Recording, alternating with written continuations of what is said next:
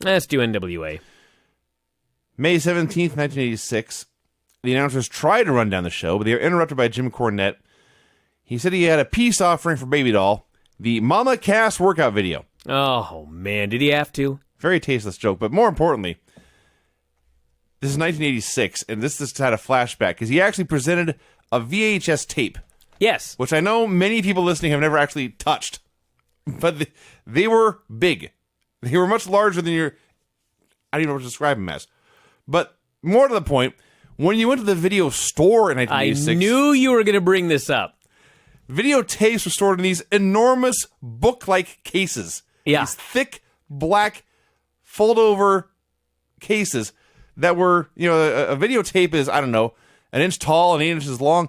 This tape, the tape case adds 4 inches in all directions. It's huge. You could kill a horse with a VHS tape. But when you went to the store to buy them, they usually came in cardboard sleeves. Right. The plastic VHS case was fancy. That's right. That is right. I do remember back in the day when I was in high school and I was in video production class. And we made a couple of movies because that was one of the things you got to do. That's the only reason I did that class was you got to go out and get the camera and make movies. Yeah. And man, when I actually got to take one of my movies and edit it together, which by the way, back in the day, what you had to do was you had to get this big machine that probably cost $5,000. And on one side, you could slide in one VHS tape. And on the other side, you could slide in another one. And the one on the right was the master. And what you would have to do is you would have to dub from the left to the right only the stuff you wanted and in a very specific order, which, by the way, when you dub from one side to the other, you took a generation of quality away from it. Yes. People are listening to this right now going, had you invented fire yet? But anyway, I would edit these movies together, and then I got to put them in that plastic case that you would get if you went to actually rent a video at the video store. And I was like, man... it's so awesome. These are the happy memories of my childhood. I remember back in the day when we would go to the video store and we would rent not just a movie, but we would also rent a VCR. Oh, I never had that. Oh, yeah, we had that for a while. No, I had a VCR. But yeah, this was a very, very, very special event. And my parents would choose whatever movie they wanted. And there'd be like one family movie, and I loved Godzilla movies, and I got to pick out a Godzilla movie. It was so cool. God, I can't believe that you had to rent a VCR with the movie. Didn't have to. How the hell did you not have a VCR? They were expensive. They were expensive, but I mean, if you go to the movie store all the time, you should have just got a VCR. It did not last long. Eventually, we did. Okay. How about back in the day where, like, if you were watching the movie and it all of a sudden stopped playing, and then you had to pull the tape out, and the whole actual magnetic tape got wrapped up in one of the spools, and the videotape was ruined, and you had to buy it? Yeah. God. Youngster today, what a life you live. Anyway, he had one. Yeah. Should have used it as a weapon. That's how big those goddamn things were. I would much rather get hit with his tennis racket than by a VHS tape from 1986. He vowed the Midnight Express would unmask the James Boys, and then Magnum TA and Dusty Rhodes would be suspended, perhaps indefinitely. At this point, David Crockett, who was back, David Crockett says, "We've got a great match for you. Let's go to the ring for a great match." The great match was Magnum TA versus Art Pritz. Yes. Here is, I promise you, here is everything that happened in this great match. Magnum TA reversed an Irish whip and won with a belly-to-belly. Yep. I left out nothing. Nope. That's the match. You know, it was a great match because Magnum TA was involved, and there was a belly-to-belly. He did love that belly-to-belly. That is David Crockett's favorite fucking move. Yeah. Besides the double drop kick. Oh, we'll get to that, too. The Rock and Roll Express came out for a promo. Okay, seriously. I thought it was hard to understand Nikita. Could you understand a word that Robert Gibson mumbled? A little. I couldn't understand a word he said. What a marble mouth. He's quiet, too. He's a quiet mumbler, which is a bad trait for promos. Oh, wow. We're not broken up. We're in singles. Gonna fight the Horseman. And then Morton took over. Thank God. Yeah. And he ran into the horseman. Can I say what Morton said? Because Yeah, have at it. So for those of you that have been paying attention, Ric Flair loves the word training underwear. Yeah. Okay? He loves to talk about the teeny boppers that love the Rock and Roll Express and how they're always out there in their training underwear. He likes to mention that he likes his girls big, double Ds. So Ricky Morton comes out, and I guess he's defending his love for the teeny boppers. I'm not sure, but he does make sure to make fun of Ric Flair for dating really big girls by coming out with the biggest pair of underwear in the world, fat shaming, Yes. to steal a modern term, all sorts of large ladies, and getting a giant babyface pop in the process from all the young teeny boppers. That was weird. I don't even know what tent he cut up to make these out of. I bet he bought them. They were 4 feet tall. Yeah. It was weird. Raging Bull cut a promo in a very Michael Jackson top. Who does Manny Fernandez remind you of? He reminds me of somebody, and I just cannot figure out who it is. And it's not Manny Fernandez. Like a current wrestler? I don't know. Every time I see him, he just reminds me of somebody. And it's driving me fucking crazy trying to figure out who it is. Every 1980s action-themed persona you ever saw. God. He had a small mullet, a mustache, and a bandana. Went around a lot. If anybody can find somebody that reminds me of Manny Fernandez, I'll PayPal you $10. It's a unique one. So he was going on about Paul Jones and Jimmy Valiant when Boogie Woogie Man arrived. Okay, let me say something about this. How many times have you watched Raw and something really embarrassing happens and you're just so embarrassed that your family's in the room? A few times. It should be like that with the Boogie Woogie Man, but it's not. He showed up, and Whitney was so filled with joy to see this guy. Yeah. Everybody's watching him like, look at this awesome guy. He's got no eyes. He had some fucking weird hat on He covering has his bandana eyes. pulled way down over his eyebrow, yeah. Talking about T. Joe's con. T-Joe's gone. Fucking everything up. Fernandez laughing his ass off. Yeah. All I know is Boogie Woogie arrived. He once again called Raging Bull Willy Willy. I don't know why. His name is Manny Fernandez the Raging Bull. Somehow this turns into Willy Willy. And he threatened to make everyone bald-headed geeks. So you're trying to find logic in the Boogie Woogie Man. Yeah, Why? You're right. Why? He's Willy Willy. I don't know. Ron Garvin versus Robert Burrows. Burrows was white and lumpy. And when Garvin threw him down, it was like watching a mannequin fall. he just dropped. There's no, when you take a bump, you want to like spread out your back and keep your hips and head off the ground. He just fell. Yeah. He just went down. And Garvin beat him up a lot, put him in the sugar hold, tortured him for a while, including at one point where he had him in a hammerlock and a half crab, and was standing on his head all at the same time. And then he hit the big punch and he won. The legend of Ronnie Garvin winning that NWA World Heavyweight title. I watch him out here every week, beating the shit out of these jobbers in his sugar hold and just chopping them and pounding on them. And I think, he would have been my champion. Maybe not for a long time, but what the hell was wrong with it? If I understand that, it actually did tank business, but if you've got Ric Flair, and Ric Flair is going to be champion God knows how many times, and he loses the title here, loses the title there, I mean, is it really the end of the world? I guess I'm looking at it through modern eyes where everybody gets a title nowadays, but I look back at Ronnie Garvin and it's like, what the hell? He was awesome. The hell was wrong with Ronnie Garvin, besides his promos? He did a hell of a lot better promo than Bailey and Nia Jax, I'll tell you that fucking much. God, yes. Yes. And the sugar hold. And he did have the sugar hold. Midnight Express versus Rocky Kernodle and Vernon Deaton. Last week, we watched the Midnight Express murder the Mulkeys. I thought one of the Mulkeys was dead, but I learned better later. Yeah. And I'm watching this, I think it was Deaton, but one of these men was awful. His timing was terrible, like where they'd throw his head on the turnbuckle, and then he'd pause a beat and then sell. I expected them to just beat the crap out of him for being so lousy, but they didn't. They actually gave him some offense. Gave him some offense, but it was just a Midnight Express squash that they won with a rocket launcher. Forgettable. Tully Blanchard and J.J. Dillon cut a promo. Can I get a drop that just is me talking about how Tully is the best and how he looks and talks like a total superstar? I say it every fucking Tully week. was awesome here. JJ was just generic heel manager running down Dusty and the babyfaces. And then Tully. Tully. Talks about Garvin and his taped fists. Says he didn't need to tape his fists to beat anyone because he was a great wrestler.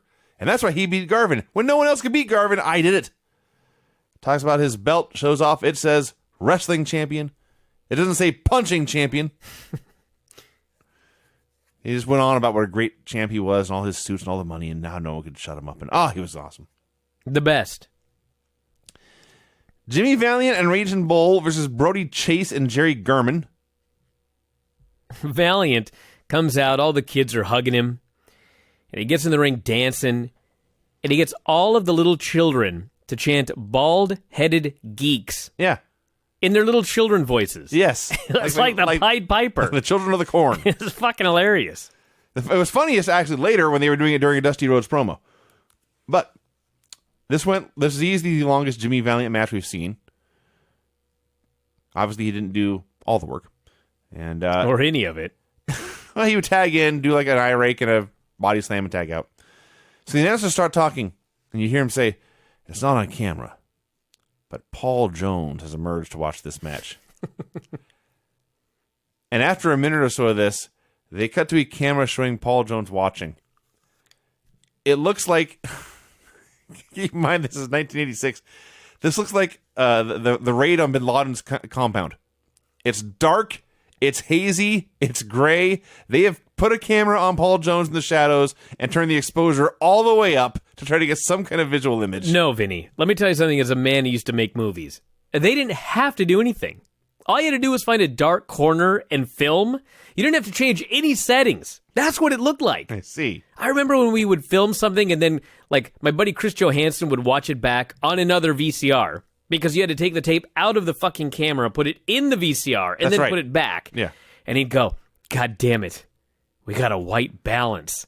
And so he had to find a white fucking piece of paper and white balance it. Yes. So the Bull won with the flying burrito. Announcers hyped up the Great American Bash for a while, and then Arn Anderson joined them. He also hyped up the Bash. He ran down the Rock and Roll Express. He ran down Dusty Rhodes and announced that the fourth horseman was on his way back. Road Warriors versus Ray Traylor and Carl Styles. First Animal hit Ray Traylor with a very violent shoulder block. He was going to make sure this 350-pound man went down. And the match went on a bit. Baby Doll was out there with Paul on the ring. And Hawk, here's how they won. Hawk picked Styles up, put him in the Rick Rude backbreaker. Then he dropped to his knees. Then he pinned him. No Doomsday Device, no other big double team, just that. And that was it. And then Jimmy Garvin beat Rocky King with a brainbuster, maybe just as quickly. He joined Tony Schiavone for a promo. And they showed a video. It was Wahoo and Garvin. They're having a brawl at a house show. And we've been watching Jimmy now for 2-3 months. He wins the brainbuster every week. And I always think, yep, brainbuster, just a move. He picked up Wahoo and hit a brainbuster on the floor, and I thought he was dead. Oh, my God. It was brutal. He promised he had another video to show next week. For the Indian. For the Indian. I called him that a few times. Then he talked about that other loose woman who was out here, Baby Doll, that Jezebel. Out here with Paul Ellering, she's with a different man every week. Can't decide what man she wants to be with. She's not a real lady like Precious, who's always loyal to me. And they kissed, and Jimmy said, "Let's leave before that loose woman comes back out here." God forbid. He can't be in the same room with her. Jimmy Garvin is so awesome. Ivan and Nikita Koloff versus Bob Peters and Jim Dawson. Okay. This was amazing. Dude, there's no way that Bob Peters and Jim Dawson were not young man and grandfather. I'm certain of it. This was Ivan and Nikita versus Bizarro World alternate universe versions of themselves. Everyone was decked out in red. You had one tall young guy, one tall young guy and one short old guy. The biggest difference was Ivan and Nikita were big and scary, and Bob and Jim were white and pale and very, very skinny.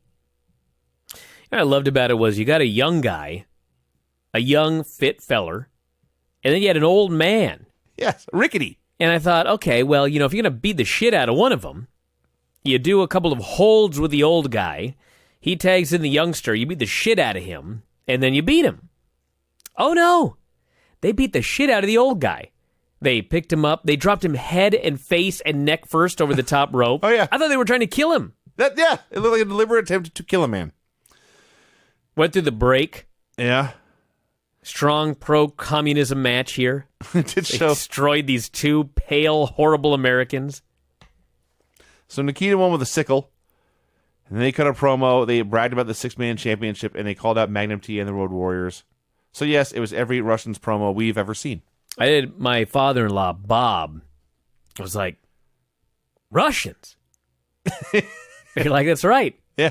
He goes, man, they even have the hammer and sickle. Very impressed. It's like, that's right. And These are communists trying to take over America in the wrestling rings here in the 80s. Yeah. It was so easy in the 80s because of the Cold War. Yes. You just had to have some Americans against some Russians. And as we saw later with the promo that, what's his face? Magnum? Magnum. Yeah. God, he was just like, all you do is cut a raging promo about America. Place goes crazy. By the way, going back to this, my alternate universe theory here, could there be a better U.S. versus Russia matchup than Ivan and Nikita versus Bob and Jim? And that's about it. Yeah. Another thing I was just thinking about this. So, I realized that we did have, in the 50s and 60s, we had the Nazi characters. Yeah. Nowadays, I mean, you remember like Muhammad Hassan with that whole thing? I mean, there was so much heat that they essentially had to get rid of the character, and he was done in wrestling. Yeah. After playing that character for a while. But the Cold War was effective because it was a Cold War. Right.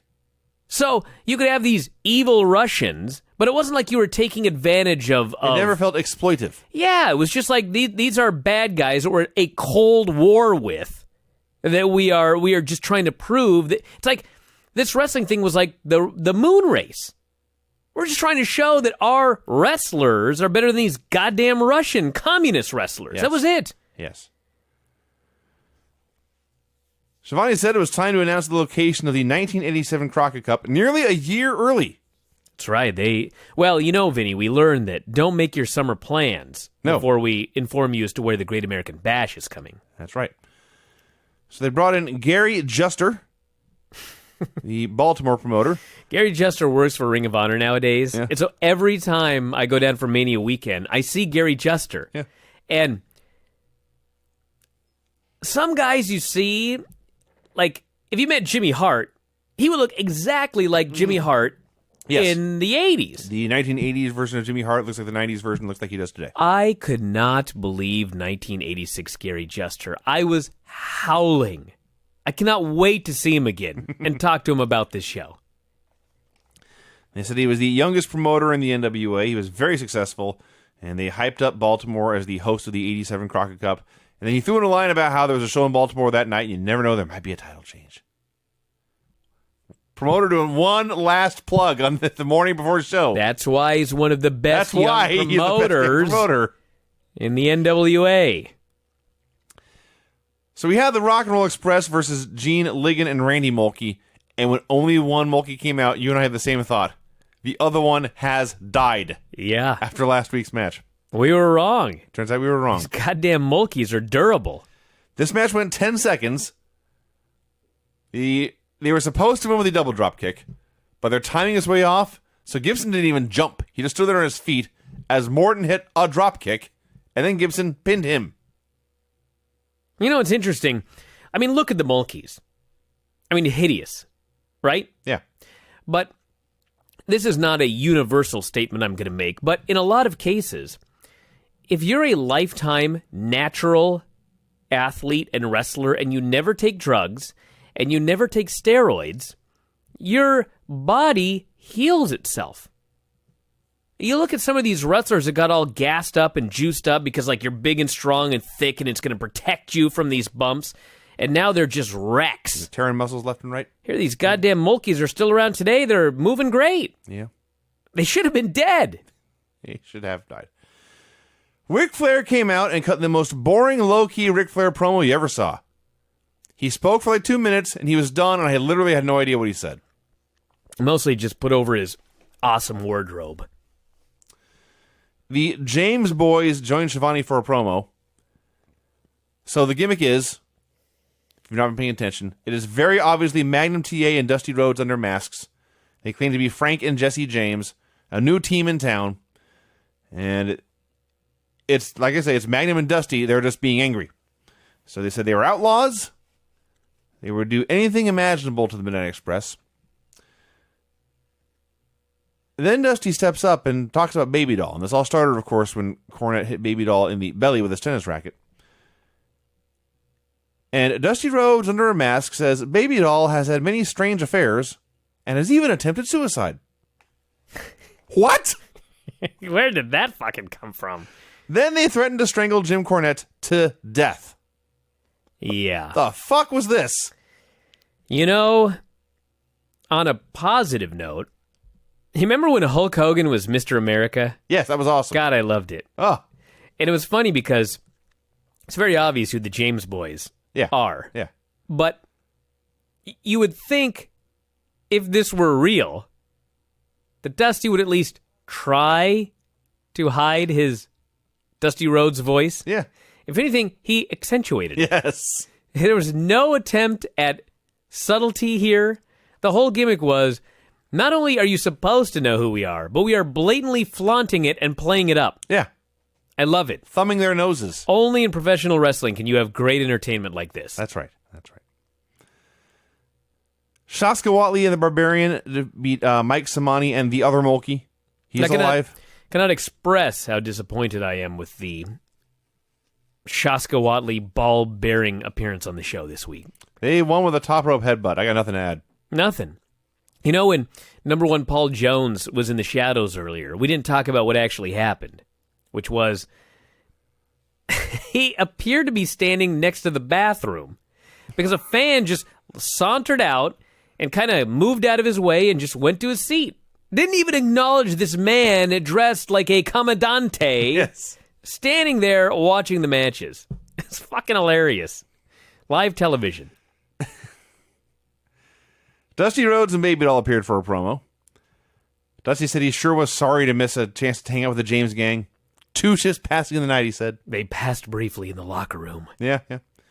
He ran down the Horseman for a while, and Baby Doll threatened to embarrass Jim Cornette because embarrassment hurt more than physical pain. When did Jim Cornette do the sewer side joke? During the Midnight Express match. Oh, was it? Okay. Yeah. What a horrible... I only heard the punchline. He was saying someone lived in a sewer, spent his whole life in a sewer, and died in the sewer. He committed suicide. That's right. And there's dead silence. And finally, the announcers just say, we're not even going to dignify that with a response. Baron Von Raschke quickly beat Tony Zane with the claw. Atrocious. The Baron was a good wrestler. The Baron was not good throwing strikes. And so what did he do in this match? He came out and he threw a whole bunch of strikes, and it was fucking horrible. You got way more out of that match than I did. I couldn't stop looking at him. Yeah. Shivani interviewed Magnum TA, or he was going to, but before he could speak, Ivan Koloff arrived. Your father-in-law took this all in so casually. Ivan Koloff explained he had a message for Magnum. From the Kremlin. From the Kremlin. The Kremlin is very concerned about the negotiations involving their star athlete Nikita Koloff. Sure. And Ivan Koloff is their liaison. Yeah. Fucking Americans beat him to the moon. They were very, very angry, and they needed some semblance of revenge. Yeah. Till the wall came down, they were looking for revenge. So, the message from the Kremlin was they were prepared to sign Magnum against Nikita for the U.S. title in a series of Russian chain matches. Oh, man. But they had some stipulations. First, Magnum had to agree to do a press conference. Oh. Very important for the Kremlin. You know it is. We gotta promote these matches. Propaganda. Exactly. Yes, this is Pravda here in the U.S. And I'm not sure if this was part of the stipulation or just a warning, but he wanted to make sure Magnum realized he was, in fact, an inferior athlete from an inferior country. It's part of the stipulation. Yes. You should know that. You don't need to acknowledge it. You just need to understand. You listen to me say it to you. Yes. Then he left, and so Magnum turns into the camera and cuts a fiery pro-USA promo. He vows he's going to take on that commie. And then the show ended. That was a great promo. Sure. Man, Magnum could rage way better than Alex Riley. That's a fact. And yeah, that was it. Only an hour long. You know, I got to say, it's funny. Like, we watch Raw, and it's too goddamn long. And even SmackDown sometimes feels like it's too long. And everybody has always said, you know, the optimum length of a wrestling television show is 90 minutes. Yeah. And I've watched many NXT shows. I've watched many Lucha Underground shows. They've all been fine at 1 hour. But I will say, this was too short at an hour because they rushed through everything, and it was a bunch of useless segments. Yes. It's not like I needed more time for the Mulkeys. No. But it would have helped a little bit. Cutting half of these segments out would have made this a better show. Sure. These 1 hour shows, this one and the 1 hour night shows we've been watching, they've been overloaded. They would have been worse at the same pace for 2 hours. It's like they're caught off guard that they only have an hour. Yes. But they're not. Yes. Like the first night show we saw had 3 matches. Great. I was told, by the way, I should go back. Hey, talk for a minute. I was told that the Nitro show this week, this is from Filthy Tom Lawler, whose birthday is today. Happy birthday, Filthy. He said that the Nitro this week is much better. So, it kind of would have to be, but it was much better. What are you going back to look at the first few Nitros, see how long they were, or how many matches? No, 8. How many segments? There were 10 matches on this 1 hour show. You know, that may be too many matches. That's too many matches. But they had all those guys there. We had to make sure they had some action.